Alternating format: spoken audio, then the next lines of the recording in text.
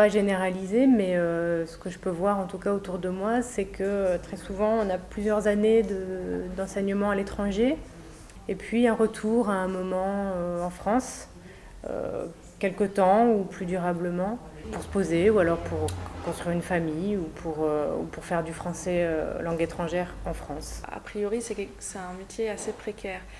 Encore une fois, après moi j'ai regardé sur des offres d'emploi, on peut aussi trouver soit des long-term contracts à l'étranger ou soit en France des CDI. On trouve des missions facilement, disons que ça dépend de ce qu'on cherche. On peut enseigner en France auprès des publics migrants, ça c'est un domaine qui se développe beaucoup. Il y a beaucoup de centres de formation maintenant qui existent, donc il y a un vrai besoin de formateurs auprès de ces publics. En ce qui concerne l'étranger, c'est également facile de trouver un poste d'après moi. Par contre, il faut être beaucoup plus flexible parce qu'on sera les 3/4 du temps, voire même 90% du temps engagé en contrat local. Donc les salaires, les congés, etc. se négocient d'un pays à l'autre complètement différemment.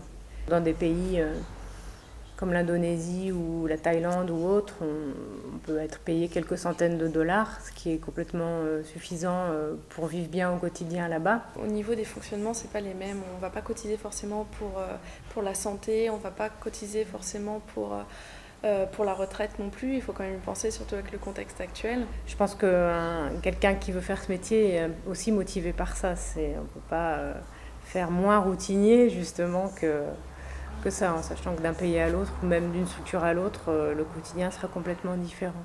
C'est vraiment un métier de passionné, ça vraiment je peux le constater. Puis souvent en plus on se croise, il n'est pas inhabituel de rencontrer quelqu'un en Thaïlande et de le retrouver 3 ans après en Russie sur un autre poste, donc il y a cet effet communauté qui est très très fort.